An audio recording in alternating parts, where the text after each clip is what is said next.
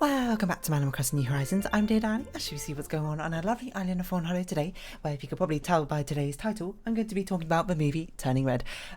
This is, just a forewarning for people who are coming here expecting me recreating Turning Red in Animal Crossing. That's not what this is. This is an Animal Crossing video daily diary, and the title of the video just corresponds to the topic of conversation I have today. So, don't get confused, I suppose, about that sort of thing. But, with that out of the way, we'll talk about Turning Red, and I suppose my brief summary, my brief review, quite well, not movie review or anything like that, was I liked it. I don't think it was. I don't think it's going to be like a be all change or like a one that goes down in Pixar history for like one of their greatest movies. But I think it's pretty nice, and I think it's fun.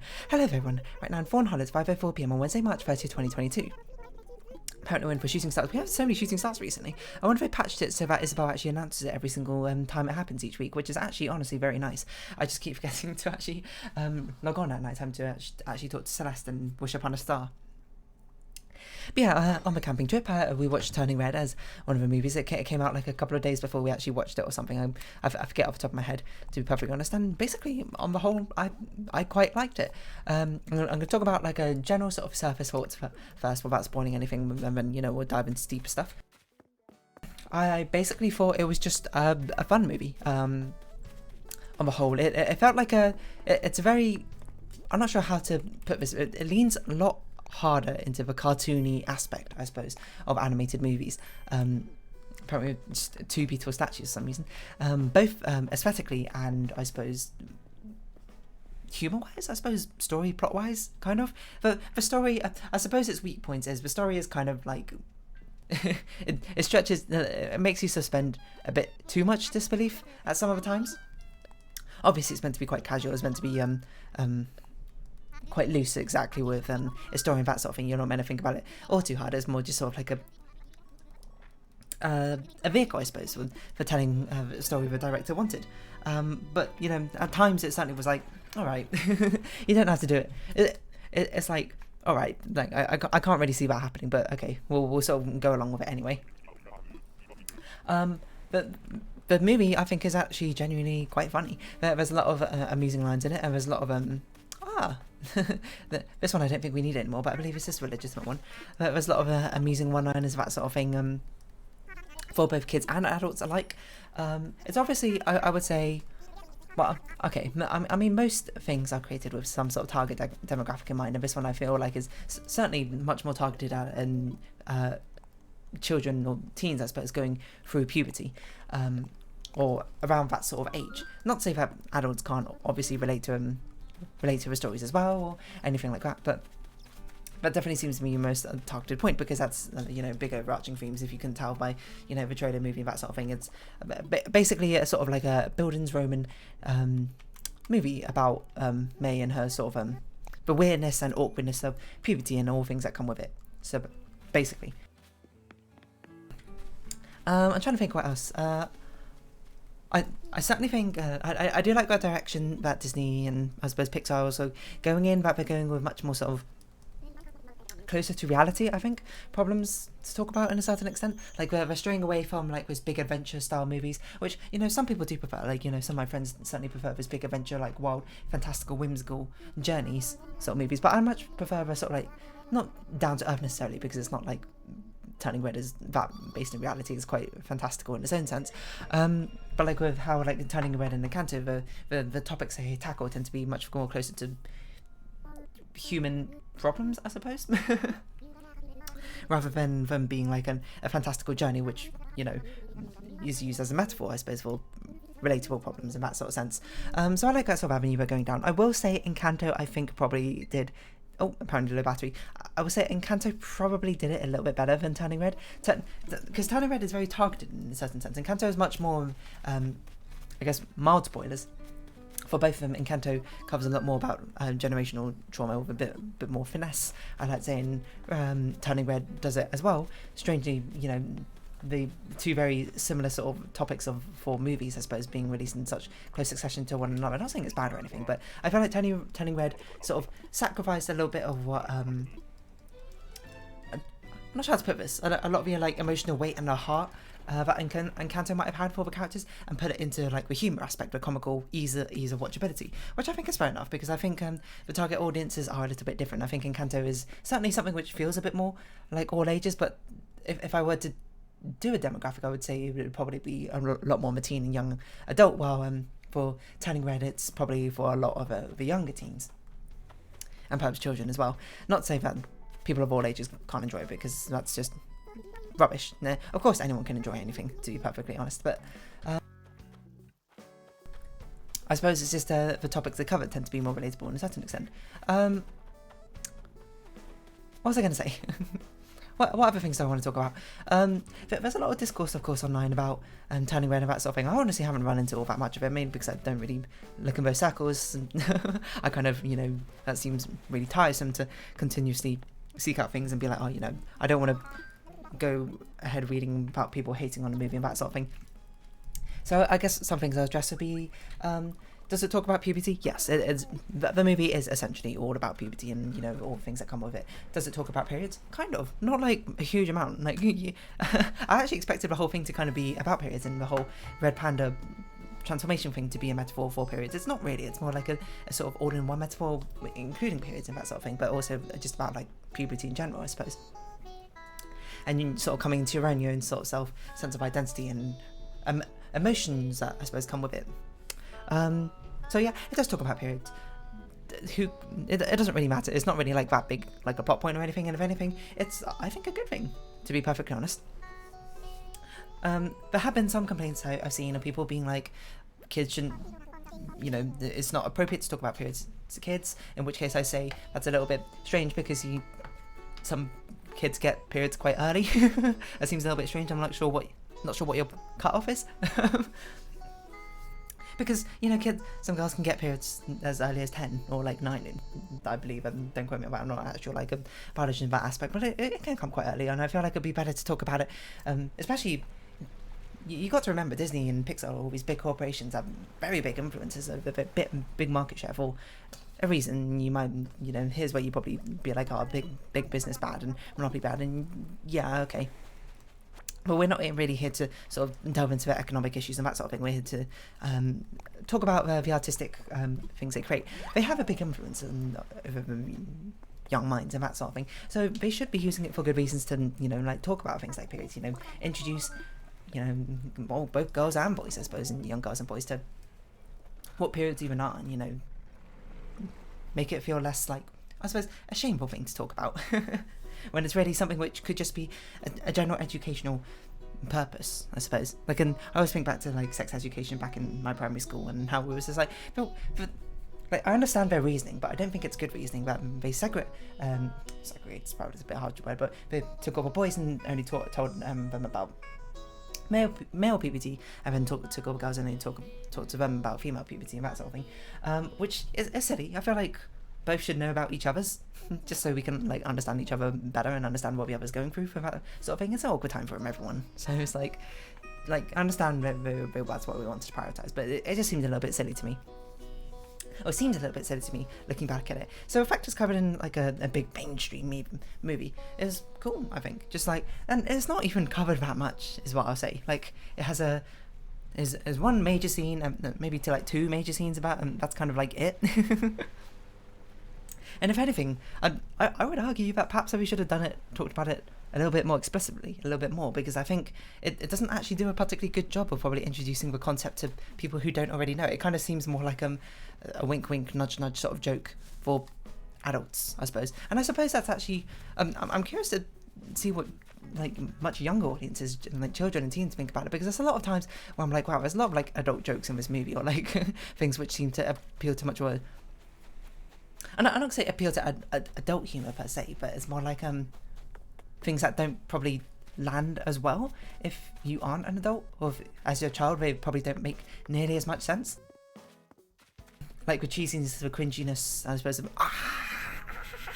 the corniness of it all probably doesn't hit as hard, I'd imagine, when you're a teenager or when you're a child and that sort of thing. You know, it's my assumption, because of course as an adult watching the movie, I'm just like, oh, that's basically just kind of like how teenagers are. They're all like cringy, trying to find themselves, doing weird stuff, trying to be like cooler than they are, and at least certainly I was in certain degrees when I was a teenager. But I wonder if you're a teenager yourself when you're watching, you're just kind of like, not like I don't get it, but like it doesn't get that same sort of effect from you.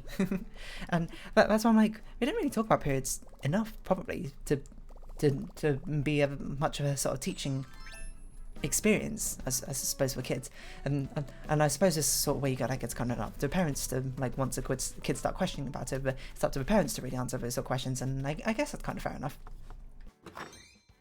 But yeah, it's basically such a small throwaway line.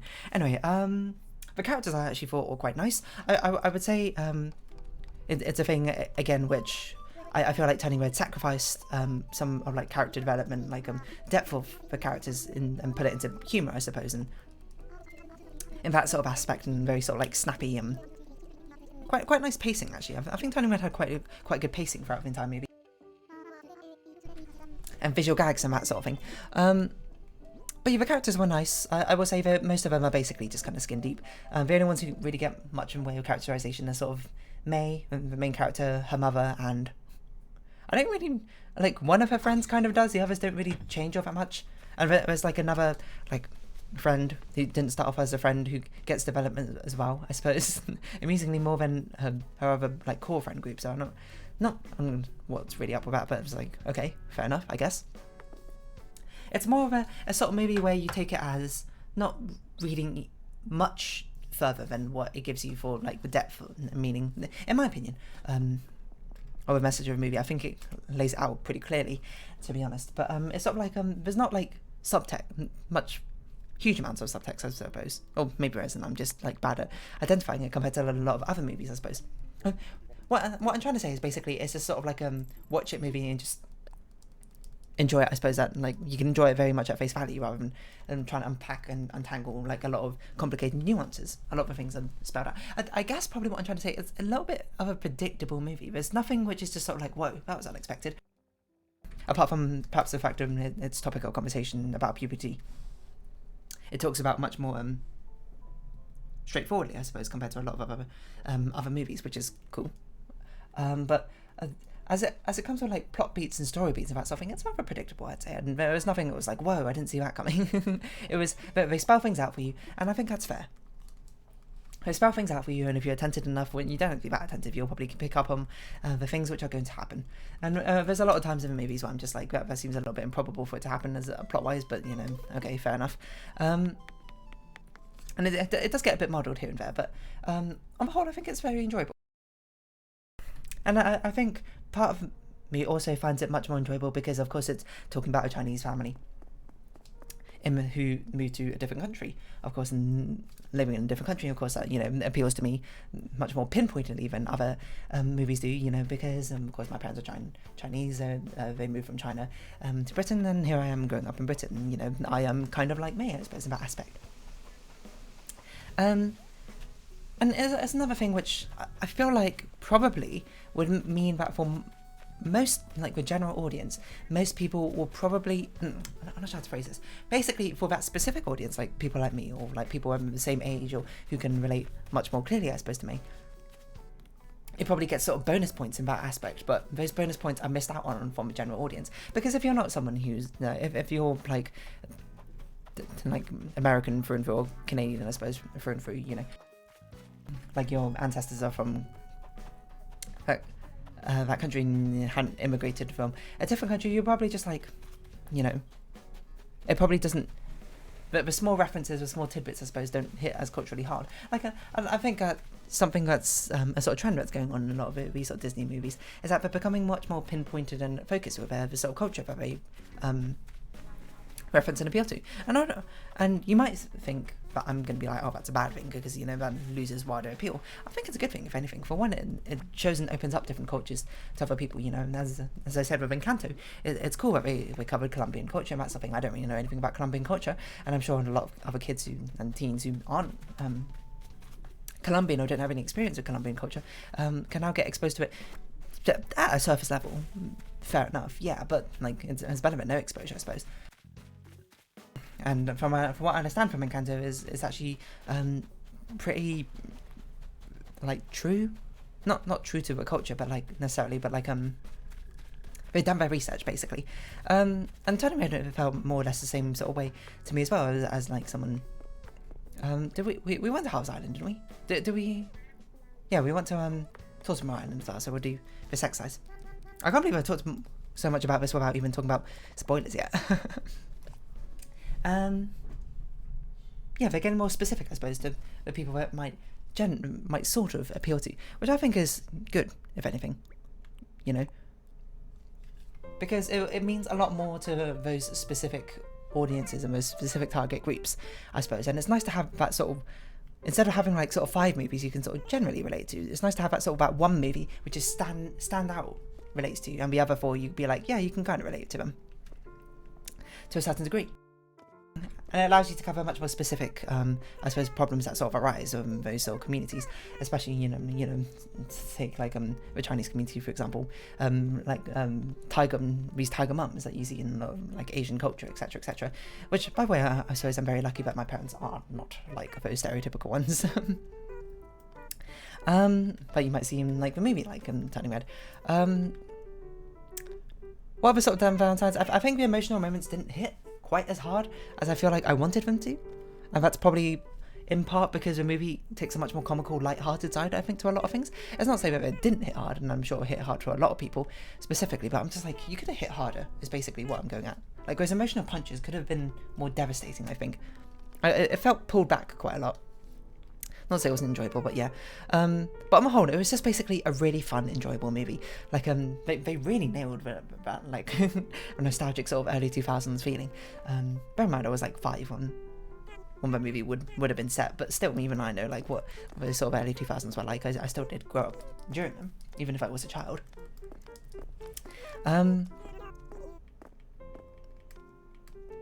Yeah, I'm trying to think what else. Oh yeah, another big thing that people complain about is the art style of it, and I can see where we're coming from. It kind of has that like that sort of corporate, like rounded off, very smooth, simplistic, cheerful style, that art style that people so often complain about. And honestly, you know, I'm not here to get like too deep into the discourse. I'm not like an animator or that sort of thing. And I can see where they're coming from, but I feel like it's a lot of unjustified sort of complaints in a lot of aspects, that people hate this art style and it's like, oh, it's so much better back in the day, and you know, rose tinted glasses and that sort of thing tend to make me go It's just a different style, and if it doesn't appeal to you, then it doesn't appeal to you, is what I'd say. And honestly, it kind of works, is probably what I'd say for these and all the cal art style cartoons. They are cartoons. They are very cheesy. They are simplified, I suppose. They're meant to be very light-hearted and fun. So of course they have these like very easily light-hearted, easily distorted, malleable images, which allow a lot more room for, I suppose, creative or wild expressions compared to, you know, a much more realistic style would have. And I think it's actually one which actually benefited in Turning Red, because Turning Red is a very light-hearted movie, I suppose, is what I'd say. And the expressions on it are so amazingly cartoonly animated cartooningly animated. Is it? Why am I here? What am I doing? I don't even know what I'm doing in Animal Crossing anymore. I guess we'll go fossil hunting. It's so incredibly alive and animated. I loved so many of the expressions. It felt very memeable, I suppose. And obviously, if you had a much more realistic style, I suppose, like well, it's not like Encanto is particularly realistic, but if you had something more along the lines of Encanto, where it's sort of like a bit closer to reality rather than the sort of crazy, like cartoony style which Turning Red has, it would look very uncanny and probably would not be very good, I'd imagine. So this is like, it's sort of like when people complain about Comic Sans, people sort of blindly, in my opinion, complain about Comic Sans being like, oh, it's a terrible fun. And yeah, there are some subjective things, not some, but there are subjective things you can complain about, like the kerning on it, it's not very good, and the weird inconsistent shapes and that sort of thing. But it's meant to be a very sort of light-hearted, kid-friendly sort of fun. It's meant to be weird, it's meant to be like unbalanced, it's meant to be wacky in that sort of aspect. You're not meant to use it in these regimented scenarios where you'd use Ariel or Times New Roman or like Calibri or things like that. You're not meant to use that like in a newspaper or something like that. It's meant to be light-hearted fun. You know, you put it on like a kid's worksheet and the kid goes like, oh, you know, this is very light-hearted and fun. That's what it communicates. And that's basically what this sort of style communicates as well. It is light-hearted and it is fun. It is animated and it is very child-friendly, I suppose, in that sort of aspect.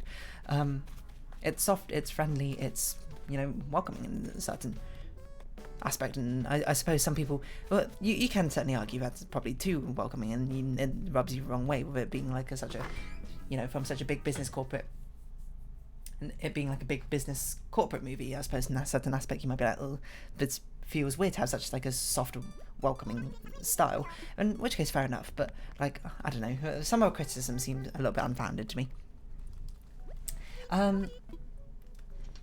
So I guess now we'll start delving into actual spoiler territory. I can't believe we've gone this long without spoiling anything, but it's sort of like, there's not really much to say about the spoiler territory, I'm trying to think. Obviously it covers a lot of generational trauma and, cycle generations, and like it's up to every new generation either continues the cycle or they have a pressure to break it, and that's kind of, what you see a lot of parallels between May and her mother.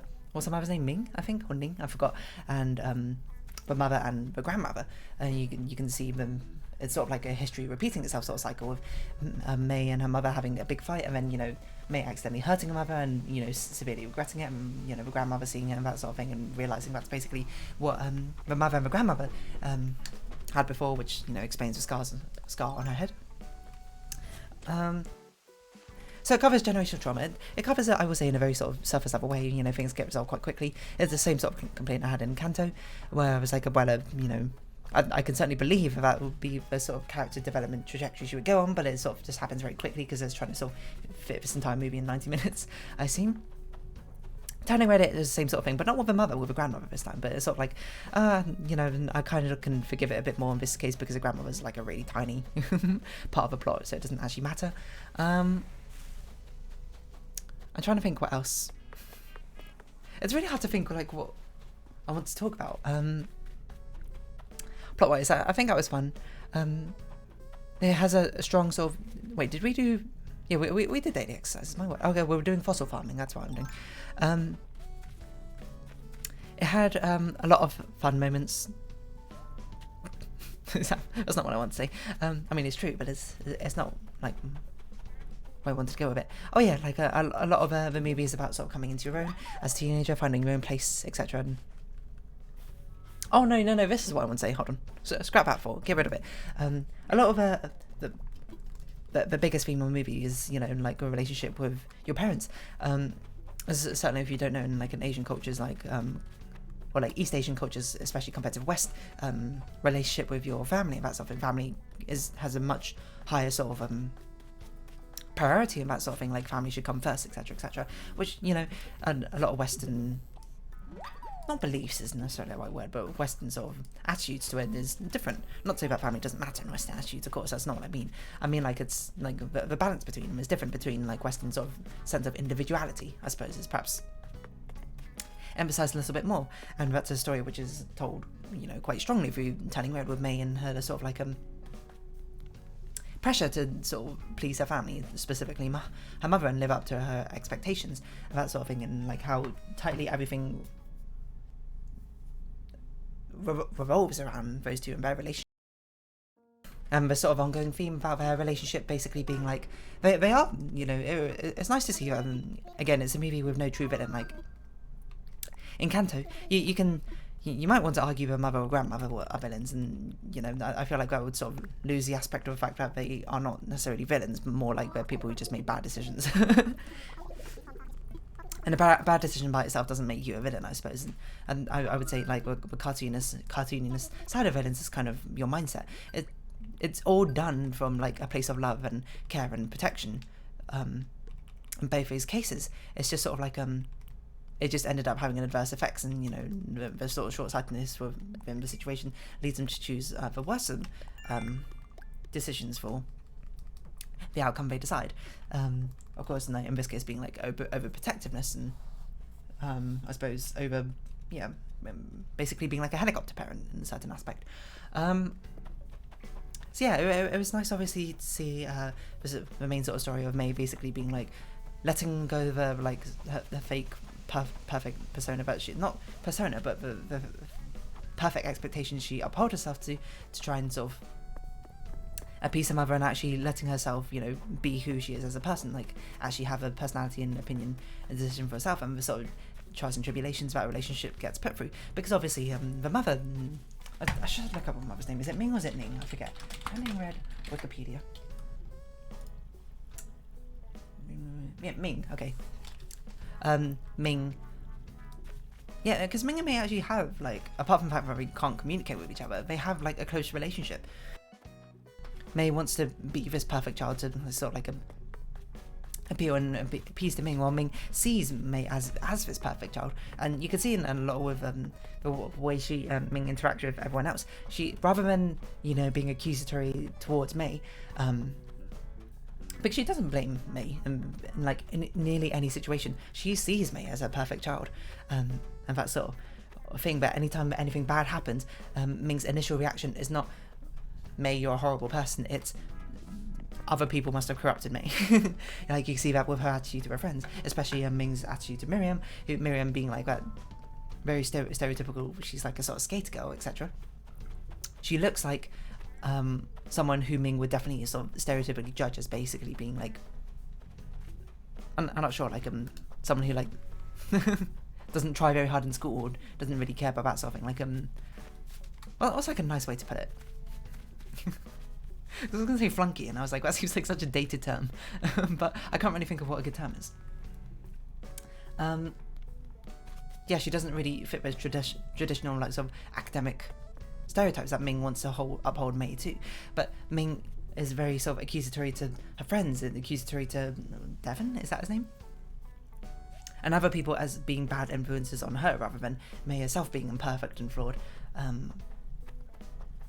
Which, you know, is kind of the story of Ming, like, coming to realise that she's a teenager, she wants to experiment, she wants to do things, and she's not perfect in that sort of way, and how draining it is, I suppose, for Mei to be perfect all that time. I forgot really where I was going with all of this. I forgot what my bigger overarching point was. Yeah, so I guess it was a very interesting sort of dynamic that they like to see, where basically Ming was just so overly protective and thought she knew best for Mei, but was obviously wrong in many a scenario. But it is, I suppose, it's much more clearly from a place of protection, just, you know, rather like mixed misunderstandings, and more like I guess it's from a place of goodwill, but obviously way off base. Oh, another thing I do want to talk about was the father was absolutely a fantastic character in the movie. Like, from like an actual human, I suppose, perspective. You know, he's very understanding. And he's very caring, actually, towards Mei. And, you know, he gives her... And, he actually is the only one who really notices Mei, you know, obviously putting up a sort of facade. And anyway, I'm sure it's a very relatable movie for people who have, like, you know, much more narcissistic parents, I suppose, who have parents that you often come at odds with, I suppose, and, like, you know, have fight with parents about something. And I feel like that is a thing which happens to most teenagers. You know, there will come a stage where you'll like come against your parents, and you have different ideologies, you have different beliefs and that sort of thing. Sometimes your parents are right, sometimes you're right in that sort of aspect. And it's hard to know, I suppose, in a moment of who is correct. And that's, you know, central theme of that sort of conflict that arises.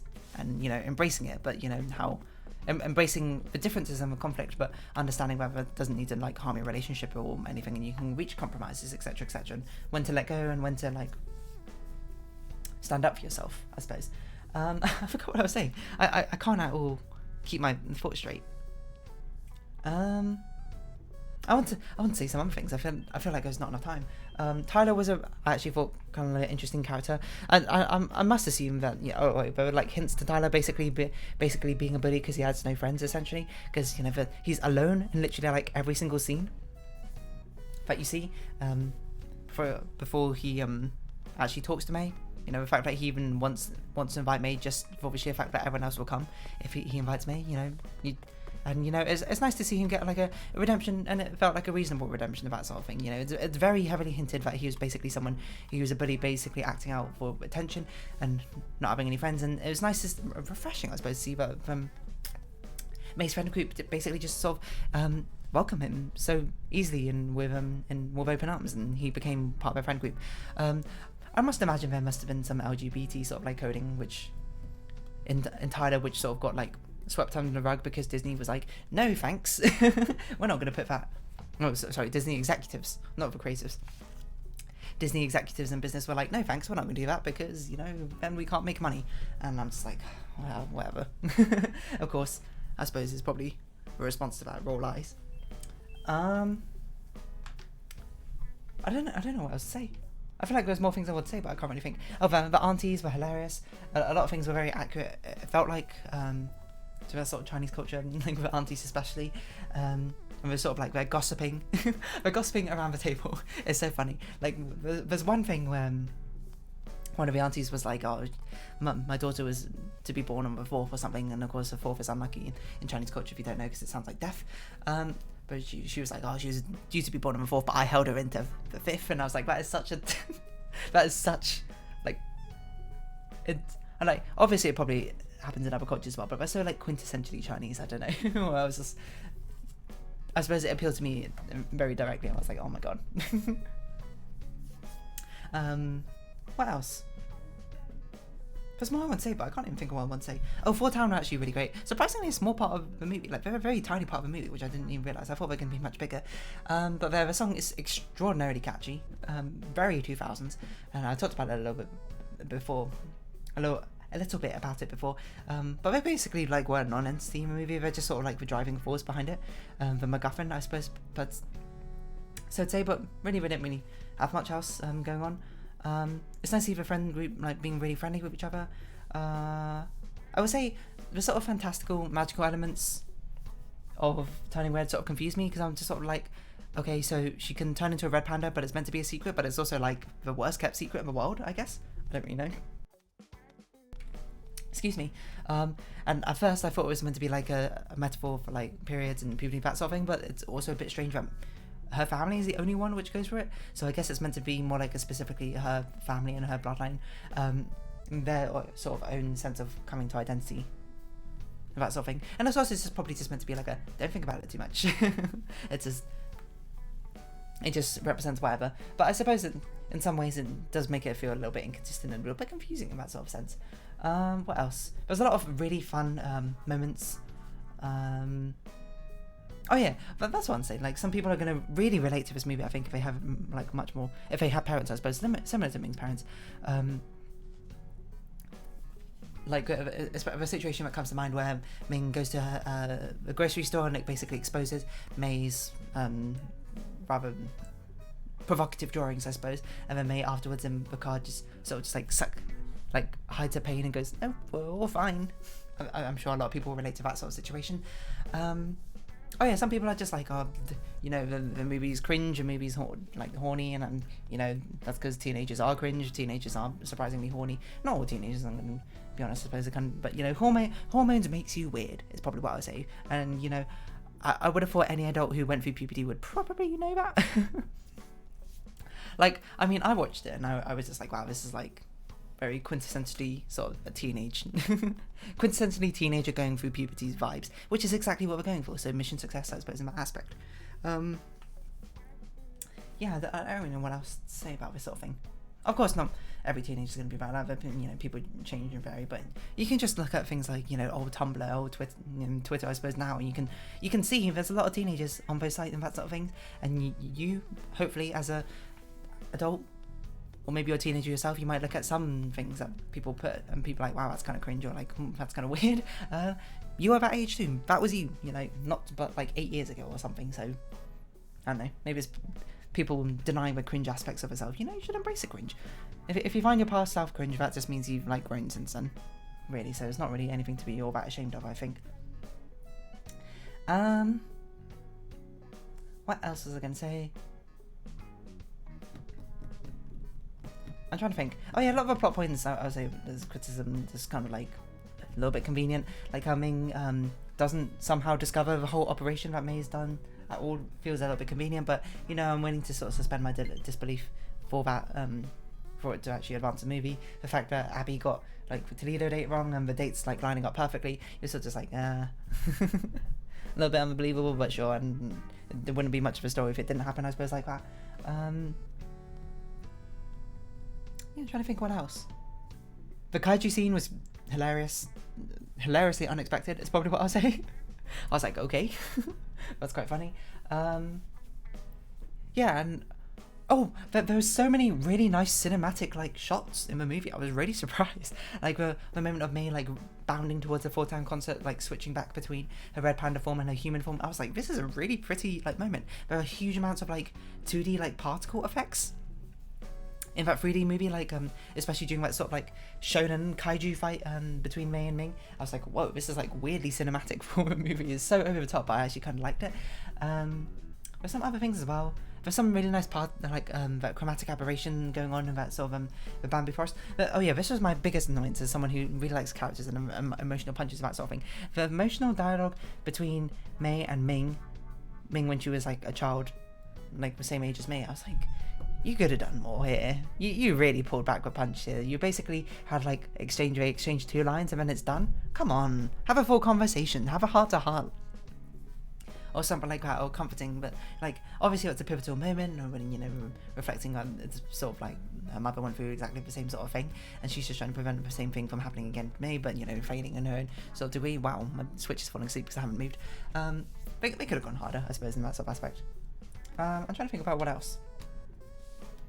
Ritual was fun. But she's got consequences of having to pay back Skydome. Yeah, I think that's it. So basically, Turning Red, pretty good, is what I'd say.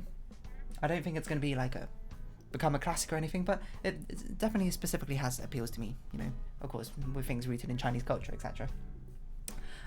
Overall, will I recommend it? Yeah, I think it's enjoyable. I don't think it's definitely not a movie where you'd like hate watching it. I think most people would probably enjoy watching it, if anything. But I don't think. I think a lot of people will probably be like, oh, it doesn't specifically appeal to me, and while I can relate to some parts of it, it loses out on bonus points, I suppose, in that aspect, which is completely fine. You know, it's not going to be like pinpointed, spearheadedly, targetedly appealing to everyone. But on the whole, I think it's an enjoyable romp, I suppose, and it's honestly quite funny. So yeah, I guess those are my thoughts on Turning Red. If you have your own thoughts, do feel free to leave them down below. And I'm sorry it was a little bit scattered. My mind, I wasn't really sure what I was going to talk about, but here we are anyway. So if you have been watching, thank you very much. It's been Animal Crossing New Horizons. I've been Darling. Any likes, comments, subscription, shares are greatly appreciated. Join me Darling Discord, follow me on Twitter down below. Hope we see each other again, but for now, it's our farewell. So until next time, bye bye for now.